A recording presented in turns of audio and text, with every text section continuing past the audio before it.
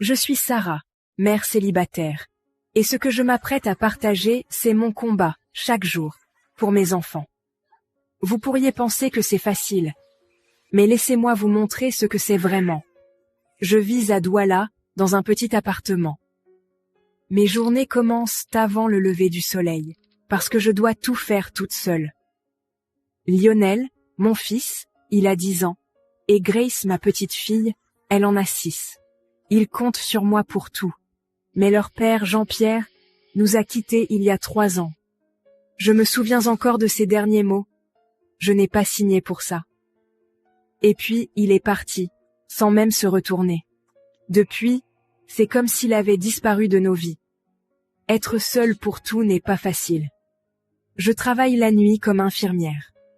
Imaginez-moi rentrer épuisée, puis me dépêcher de préparer Lionel pour l'école, m'assurer que Grace prend son petit déjeuner, essayer de tenir bon. Essayer, si fort, de faire en sorte qu'ils ne ressentent jamais le vide que leur père a laissé.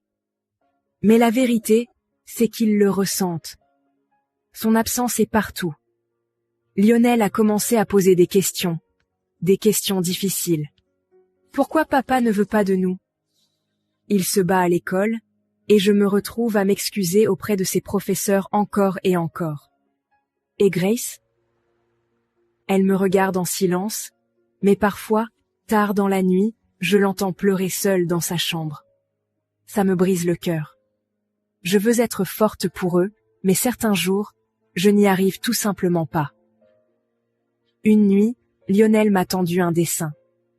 C'était une famille, nous, mais là où son père aurait dû être, il y avait une croix rouge. C'était sa façon de dire. Papa est parti, et il ne reviendra jamais. Je me suis effondrée là, sur place. Pour la première fois, j'ai pleuré devant mes enfants. Grace m'a serrée dans ses bras et a dit « Maman, tu n'as pas à pleurer. On n'a besoin que de toi. » À ce moment-là, ces mots m'ont réchauffé le cœur, mais ils m'ont aussi rappelé le poids que je porte.